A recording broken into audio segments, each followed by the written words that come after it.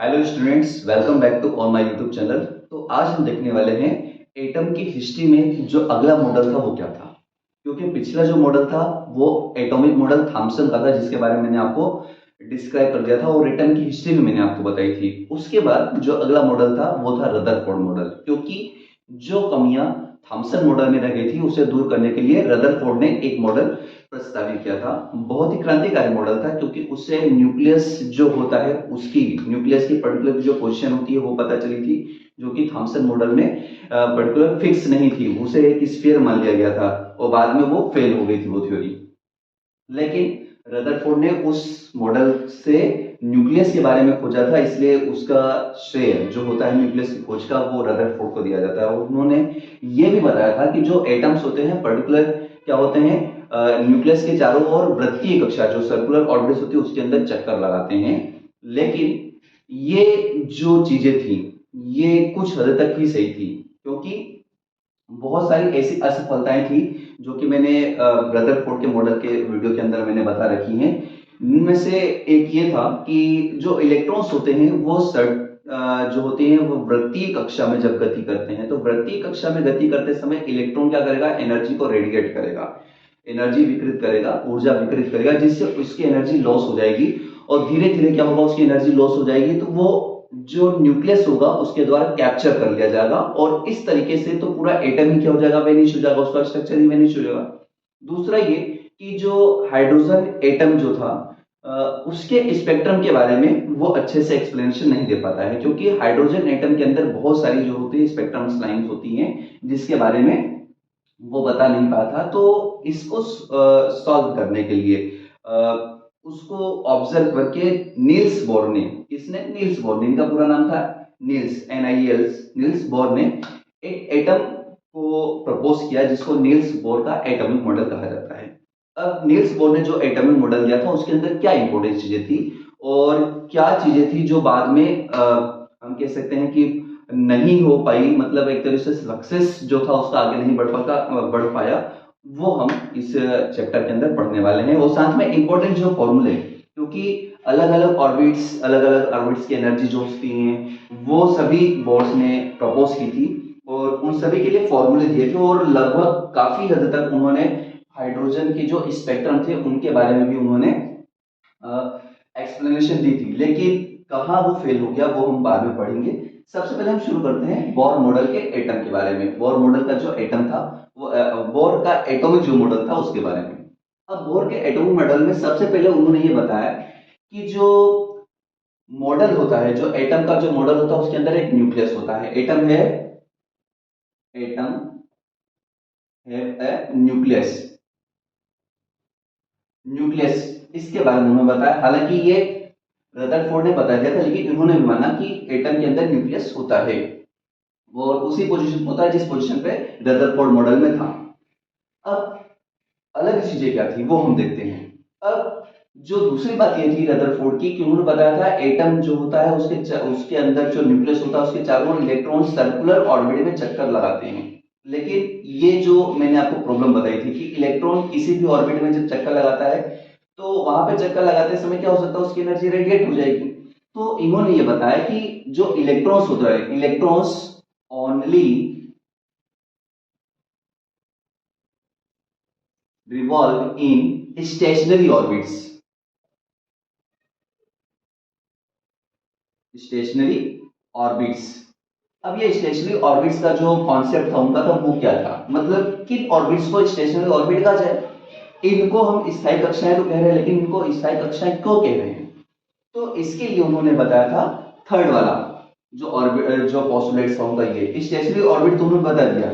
लेकिन stationery orbit की importance मतलब उसकी क्या विशेषताएं, तो उसकी विशेषताएं उन्होंने ये बताई कि जब भी कोई इलेक्ट्रॉन रिवॉल्व करता है तो उसका जो एंगुलर मोमेंटम होता है स्टेशनरी ऑर्बिट में वो क्या होता है, फिक्स होता है। मतलब उन्हीं कक्षाओं में ही इलेक्ट्रॉन क्या कर सकता है, रोटेशन कर सकता है, जिनका एंगुलर मोमेंटम जो होता है L equal to NH upon 2 pi के इक्वल हो, है ना। Electron only revolve in those stationary orbits whose angular momentum जो था, angular momentum will be L equal to N H upon two pi. Electron केवल उन्हीं कक्षाओं में रिवॉल्व करेगा जिसका angular momentum L equal to N H upon two pi होगा। अब ये एंगुलर मोमेंटम क्या होता है वो मैं आपको बताता हूं। अब क्या होता है, एंगुलर मोमेंटम अगर आपने पढ़ा तो L इक्वल टू होता है R cross P. R cross P मतलब अगर कोई पी मोमेंटम के साथ आर रेडियस के अंदर रोटेशन कर रहा है, मतलब linear momentum of rotating particle, एक वृत्तीय गति कर रहे कण का जो रेखीय संवेग होता है उसे हम लीनियर मोमेंटम कहते हैं। लेकिन p इक्वल टू क्या होता है एम वी, तो L इक्वल टू होता है r इंटू एम वी। इस तरीके से L equal to M V R जो होता है इसे हम क्या कहते हैं, एंगुलर मोमेंटम कहते हैं। मोमेंटम तो आप जानते हैं p equal to M V, M mass का ऑर्बिटर और ऑब्जेक्ट अगर v वेलोसिटी के साथ मोशन कर रहा है तो उसका जो भी क्वांटिटी उसके साथ होगी, मास और वेलोसिटी का जो प्रोडक्ट होगा उसे हम क्या कहेंगे, मोमेंटम कहेंगे। लेकिन अगर वही पार्टिकल रोटेशन करने लग जाएगा आर रेडियस में तो वहां पे जो उसका मोमेंटम होगा वो एंगुलर मोमेंटम कहलाएगा, क्योंकि वो अब किसी सर्टेन ऑर्बिट के चारों ओर एंगल बना के रोटेशन कर रहा है, तो एंगुलर मोमेंटम। तो यहां पे क्या हो जाएगा, ये हो जाएगा M V R equal to N H upon two pi. अब यहाँ पे n जो होता है, n होता है इंटीजर नंबर। क्या होता है, इंटीजर नंबर होता है, और integer number actually shell number बताता है, मतलब जो इलेक्ट्रॉन होगा किस शेल में होगा, के एल एम एन किस शेल में होगा वो यहाँ पे शो करता है। लेकिन इसके अंदर एक और चीज जो इंपॉर्टेंट थी वो ये थी कि यहाँ पर इलेक्ट्रॉन या ऑर्बिट का एंगुलर मोमेंटम n तो इंटीजर नंबर होगा, h अपॉन टू पाई ही क्यों होता है। मतलब ये कैसे हो सकता है कि कोई इलेक्ट्रॉन किसी ऑर्बिट में चक्कर लगा रहा है तो बार बार उसका angular momentum h upon two pi हो, है ना। समझने वाली बात है कि मतलब कोई सी भी ऑर्बिट हमने उठा लिया और उसका एंगुलर मोमेंटम सिर्फ h अपॉन टू पाई ही आ रहा है, जबकि n की वैल्यू 1 2 3 4 अलग अलग आ रही है, लेकिन एंगुलर मोमेंटम 1 2 3 4 होने के बाद भी h अपॉन टू पाई ही है। इसको एक्सप्लेन किया था डी ब्रोगली ने, जो मैं कि आपको बाद में बताऊंगा। लेकिन ये जो यहां पर प्रतिबंध था इसको हम बोलते हैं क्वांटम, क्या बोलते हैं, क्वांटम प्रतिबंध, जिसको हम बोलते हैं क्वांटम कंडीशन। तो ये जो क्वांटम कंडीशन थी वो क्या थी आपकी, ये वाली चीज यहां पर थी, ये इसको क्वांटम प्रतिबंध कहते हैं, बोर का क्वांटम प्रतिबंध। अब ये चीज तो हो गई, लेकिन अगर किसी ऑर्बिट के अंदर इलेक्ट्रॉन चक्कर लगा रहा है तो उसकी पर्टिकुलर एनर्जी होती है, क्योंकि वो अगर एक ऑर्बिट से दूसरे ऑर्बिट में अगर जाता है तो क्या करेगा, मतलब वो लोअर ऑर्बिट से, मान लीजिए कि यहां से ये यहां जाता है, या फिर कोई इलेक्ट्रॉन अपनी एनर्जी लॉस करके वापस इलेक्ट्रॉन में आता है, तो कितनी एनर्जी का लॉस होगा, है ना। क्योंकि हम जानते हैं कि एक जगह से दूसरी जगह जाने पर कुछ ना कुछ एनर्जी लॉस जरूर होगा। हायर ऑर्बिट से लोअर ऑर्बिट में जाएंगे तो एनर्जी लॉस होगा, तो एनर्जी कितनी होगी। तो जो क्वांटम प्रतिबंध में जो चौथा था, मतलब जो बोर्स के मॉडल में जो चौथा पोस्टुलेट था वो ये बताता है कि हर ऑर्बिट की एक पर्टिकुलर एनर्जी होती है, और ये जो एनर्जी होती है वो उन्होंने अलग अलग फॉर्मूले से एस्टिमेट किया था, मतलब E1 ऑर्बिट है, E2 है, E3 है, E4 है, तो उसके अंदर एनर्जी कितनी होगी ये भी बताया था। और ये भी बताया था कि अगर कोई ऑर्बिट है तो उसकी अगर एंगुलर मोमेंटम इतना है तो उसकी रेडियस कितनी होगी, मतलब वो किस रेडियस में किस रेडियस में पर्टिकुलर इतनी एनर्जी एंगुलर मोमेंटम होगा। तो वो अलग अलग रेडियस जो थी वो भी इन्होंने एक्सप्लेन की थी, उन्होंने करके बताई थी कि ये रेडियस हो सकती है, और इससे हमें ये पता चला था कि एटम की जो फर्स्ट ऑर्बिट होती है उसकी रेडियस क्या होती है। हालांकि हम अपने पॉइंट पर यहाँ पे कंसिडर करते हैं।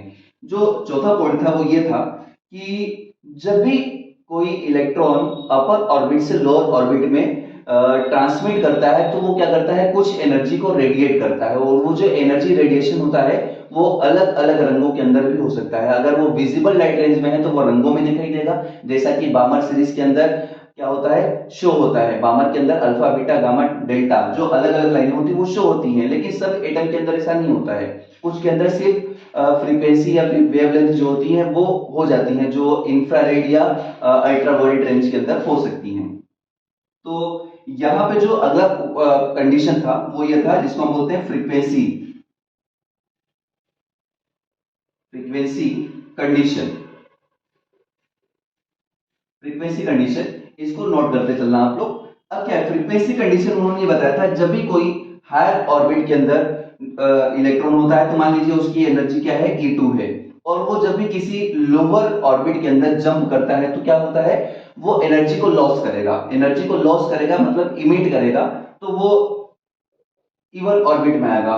तो इसके लिए उन्होंने एक इक्वेशन यूज किया था, E equal to H nu. अब E equal to H nu, ये तो आपने इक्वेशन पढ़ी होगी, जिसमें H क्या होता है, प्लांक कांस्टेंट होता है। प्लांक के नियम के आधार पर उन्होंने बताया था। तो उन्होंने बताया था हायर ऑर्बिट में एनर्जी ज्यादा होगी, लोअर ऑर्बिट में एनर्जी कम होगी, और इन दोनों के एनर्जी लेवल का जो डिफरेंस होगा वो एच न्यू के इक्वल टू होगा। और ये जो था, इसे क्या कहा गया था, आवृत्ति प्रतिबंध या फ्रीक्वेंसी कंडीशन कहा गया था। और इस तरीके से ये चार जो कंडीशंस थी, इसके बेस पे नील्स बोर ने एटॉमिक मॉडल के बारे में समझाया। अब एटॉमिक मॉडल के बारे में हर ऑर्बिट की एनर्जी कितनी होगी वो भी उन्होंने बताया, और हर ऑर्बिट में जो रेडियस होगी, हर ऑर्बिट की जो रेडियस होगी वो कितनी होगी वो भी उन्होंने बताया था। जो इंपॉर्टेंट फॉर्मूले हैं वो हम डिस्कस करेंगे आगे।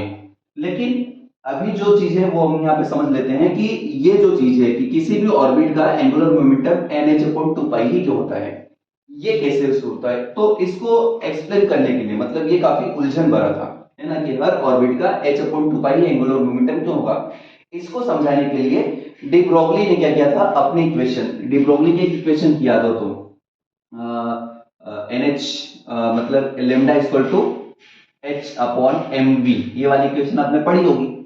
अब क्या होता है, मान लीजिए कि एक न्यूक्लियस के चारों ओर एक इलेक्ट्रॉन क्या कर रहा है, चक्कर लगा रहा है। अब इसको एक्सप्लेन कैसे किया था कि h/2π ही जो होगा, है ना। तो इसके अंदर इलेक्ट्रॉन क्या होगा, इस टाइप से मान लीजिए क्या कर रहा है, चक्कर लगा रहा है ना, इस टाइप से चक्कर लगा रहा है। अब क्या होगा, ये इस टाइप से चक्कर लगाएगा, इसके अंदर ऐसा हो सकता है। तो होता क्या है, उन्होंने बताया था कि जब भी कोई इलेक्ट्रॉन किसी न्यूक्लियस के चारों ओर चक्कर लगाए तो ये पूरी डिस्टेंस किसके इक्वल होगी, किसके इक्वल होगी, 2πr। क्योंकि मान लीजिए इसकी रेडियस, इक्विवेलेंट रेडियस क्या है, r है, तो टोटल डिस्टेंस क्या हो जाएगी, 2πr हो जाएगी। लेकिन ये 2πr ये कितने वेवलेंथ में कंप्लीट होगी, जैसे यहां से स्टार्ट हुआ तो ये एक कंप्लीट हो गया, तो इसको हम क्या बोलेंगे, यहां से लेकर यहां तक इसको एक लेमडा बोलेंगे। क्या बोलेंगे, एक लेमडा बोलेंगे, है ना। ये 1 लेमडा हो गई। ऐसे ही क्या करेगा, ये जब ये 2πr डिस्टेंस ट्रेवल करेगा तो n लेमडा तक क्या करेगा, n लेमडा तक ये सारी डिस्टेंस को कवर कर लेगा। लेकिन डी ब्रोगली ने बताया कि लेमडा इक्वल टू किसी भी ऑर्बिट के किसी भी पार्टिकल के लिए h/mv होती है। मतलब 2πr इक्वल टू यहां पर हो जाएगा NH/mv हो जाएगा। अब यहां पर उन्होंने बताया कि जब ये पूरी डिस्टेंस ट्रेवल करेगा तो ये इतना क्या हो जाएगा, इसकी वैल्यू हो जाएगी लेमडा की। अब यहां पर देखने वाली बात यह है कि हमें एंगुलर मोमेंटम चाहिए L, और L को मैंने यहां पे समझाया mvr होता है। तो उन्होंने क्या किया, mvr को इस तरफ किया, तो ये हो गया mvr, और ये 2π को नीचे कर दिया तो nh/2π। और इस तरीके से बताया कि किसी भी इलेक्ट्रॉन का जो एंगुलर मोमेंटम होता है वो nh/2π ही होता है। इसका मतलब ये हुआ कि जिसके अंदर इलेक्ट्रॉन पूरा रोटेशन कर रहा होता है उसके अंदर एंगुलर मोमेंटम nh/2π होगा, है ना। अब n की वैल्यू पर्टिकुलर किसी डिस्टेंस के लिए हो सकता है, इससे अगले वाले डिस्टेंस में ये पूरी डिस्टेंस यहां पे आके क्या हो, कंप्लीट ना हो, जैसे ये है, ये यहाँ के कंप्लीट ना हो, और ये जो डिस्टेंस है यहाँ पे आके कंप्लीट ना हो, आके आके आधी रह जाए। मतलब ये जो पूरी है, जैसे यहां से स्टार्ट हुआ और ये पूरा के यहाँ पर ये ऐसे मिल गया, लेकिन ये हो सकता है किसी के अंदर मिक्स ना हो, तो थोड़ा सा और डिस्टेंस बढ़ाएंगे और कुछ नंबर ऑफ रोटेशंस बढ़ेंगे, जिससे ये जो इलेक्ट्रॉन होगा, जो मैं आपको बताना चाह रहा हूं, ये यहां से स्टार्ट हुआ, ये और ये, मतलब इसी रोटेशन पे अपनी वाइब्रेशन से वाइब्रेट करते हुए वापस उसी लाइन से क्या हो जाएगा, वो यहाँ पे वाइब्रेट करना शुरू कर दे, है ना। तो ये जिस लाइन पे वाइब्रेट करना शुरू हो जाएगा, सिर्फ वही ऑर्बिट्स क्या होंगी, कंटिन्यू उसी ऑर्बिट के अंदर इलेक्ट्रॉन रोटेशन करते रहेंगे, वरना पहले वाले जो पथ होगा वो क्या होगा, वापस डिस्टर्ब हो जाएगा। तो ये जो चीज थी, ये जो मैंने आपको बताया कि यही कि सिर्फ अपने फ्रीक्वेंसी से रोटेट करते हुए इलेक्ट्रॉन जब वापस अपनी इनिशियल कंडीशन पे आ जाता है, तो ऐसी जो ऑर्बिट्स होगी उसी के अंदर ही क्या होगा, इलेक्ट्रॉन चक्कर लगाएगा, और उन्हीं कक्षाओं को क्या कहा गया था, यहाँ पर स्टेशनरी ऑर्बिट कहा गया था। मान लीजिए कि इससे ऊपर वाली कक्षा में हम जाते हैं और ये जो होता है ये वापस इस डायरेक्शन में ना आए। मान लीजिए यहां पर एक चीज है, यहां से रोटेशन करता हुआ आया और क्या हुआ कि ये वापस, ये देखिए अब ये जो है ये अगला उसी लूप में चक्कर लगाएगा तो यहाँ पे आ जाएगा, और जबकि उसके यहां पे आना चाहिए था, तो ये ऑर्बिट मान्य नहीं होगी। तो थोड़ी अगली जो ऑर्बिट जिसके अंदर वापस वहीं से स्टार्ट करने वाला पोजीशन आ जाए, ऐसी कक्षाओं को ही क्या कहा गया था, यहाँ पे स्टेशनरी ऑर्बिट कहा गया था। और इनकी एक पर्टिकुलर एनर्जी होती है जो कि हम आगे वीडियो में पढ़ेंगे। अब इसके अंदर क्या होता है, ये जो मॉडल थे इसे हम एटम जो था बोर का एटॉमिक मॉडल था। अब इसके ये पार्ट फर्स्ट है, अगले पार्ट के अंदर हम क्या करेंगे, इसके जो सक्सेस है, ड्रॉबैक्स है और इंपॉर्टेंस जो है वो पढ़ेंगे। तो इसके अंदर हम देखते हैं कि ये जो मॉडल था इसके अंदर इस टाइप से जो पोस्टुलेट थे उनके आधार पर एटम की व्याख्या की गई, और इसकी सफलता ये थी कि इसने हाइड्रोजन एटम जो था उसके जो स्ट्रक्चर था, उसके अंदर जो स्पेक्ट्रम था उसको अच्छे से ही वो क्या किया, एक्सप्लेन कर पाया। और इसके बाद इसके आधार पर यहाँ पर जो स्टेशनरी ऑर्बिट जो बोला गया था कि इलेक्ट्रॉन पर्टिकुलर ऑर्बिट के अंदर ही क्या करते हैं, मोशन करते हैं, रिवॉल्यूशन करते हैं, तो क्यों करते हैं वो भी उन्होंने एक्सप्लेन किया था। तो इसका सक्सेस ये था कि ये जो रदरफोर्ड मॉडल की कमियां थी उसे दूर करने में क्या हुआ, ये काफी हद तक सक्सेस रहा। लेकिन इसके ड्रॉबैक्स जो थे, ड्रॉबैक्स ड्रॉबैक्स क्या थे, ड्रॉबैक्स ये थी कि ये केवल 1+, मतलब ये कह सकते हैं कि जो जिसके अंदर हाइड्रोजन लाइक एटम के लिए ही सिद्ध रहा, मतलब कह सकते हैं सक्सेस रहा। जैसे कि मतलब हाइड्रोजन है तो हाइड्रोजन में जैसे हीलियम की बात करते हैं तो हीलियम के अंदर 2 इलेक्ट्रॉन, लेकिन हीलियम प्लस अगर मैं कर दूं तो ये हाइड्रोजन लाइक स्ट्रक्चर हो जाएगा। लिथियम के अंदर 3 इलेक्ट्रॉन्स होते हैं तो Li2+ में कर दूं, और बेरिलियम है तो बेरिलियम के लिए B3+ कर दूं। तो ऐसे एटम के लिए ही ये हम कह सकते हैं सफल रहा, या कह सकते हैं कि उनके लिए सही रहा जिनके अंदर केवल 1 इलेक्ट्रॉन होता है। लेकिन ये बाकी जो इलेक्ट्रॉन्स थे, बाकी जो डाई एटॉमिक मतलब डाई इलेक्ट्रॉनिक जो एटम्स थे जिनके अंदर 2 इलेक्ट्रॉन्स होते हों, उनके लिए मतलब अगर सिर्फ हीलियम की बात करूं, सिर्फ लिथियम या सिर्फ बेरिलियम की बात करूं, उनके चार्ज की बात को हटा दूं तो ये उनके लिए सफल नहीं रहा। दूसरा ये कि ये जीमॉन इफेक्ट जो होता है, जीमान जो इफेक्ट होता है, जीमान इफेक्ट, और एक स्टार इफेक्ट होता है, स्टार इफेक्ट जो होता है, ये कैसे होता है, मतलब जीमान और स्टार इफेक्ट क्या होता है। बेसिकली क्या होता है कि जो स्पेक्ट्रम लाइंस होती हैं अगर वो मैग्नेटिक फील्ड के अंदर स्प्लिट हो जाती हैं तो उसे जीमान इफेक्ट कहते हैं। और अगर जो स्पेक्ट्रम होते हैं अगर वो इलेक्ट्रिक फील्ड के अंदर स्प्लिट हो जाते हैं, मतलब वो वितरित हो जाते हैं, उसे हम क्या कहते हैं, स्टार इफेक्ट कहते हैं। तो जीमान इफेक्ट और स्टार इफेक्ट जो होता है इसको एक्सप्लेन करने में नाकामयाब रहा, है ना। तो इस टाइप से बहुत सारी सी कमियां थी जिसको दूर करने के लिए अलग अलग मॉडल बने, समरफेल्ड मॉडल बने, और इसके बाद भी बहुत सारे मॉडल बने थे। लेकिन ये जो था ये लगभग ज्यादातर चीजों को समझाने में सफल रहा। हाइड्रोजन के स्पेक्ट्रम को, इलेक्ट्रॉन के स्थायित्व को, एटम के स्थायित्व को, जो स्टेबिलिटी होती है उसको एक्सप्लेन करने में ये सफल रहा। और इस तरीके से हम इसके जो इंपॉर्टेंस फॉर्मूले थे वो हम अगले वीडियो में पढ़ेंगे। अगले वीडियो तक के लिए जय हिंद।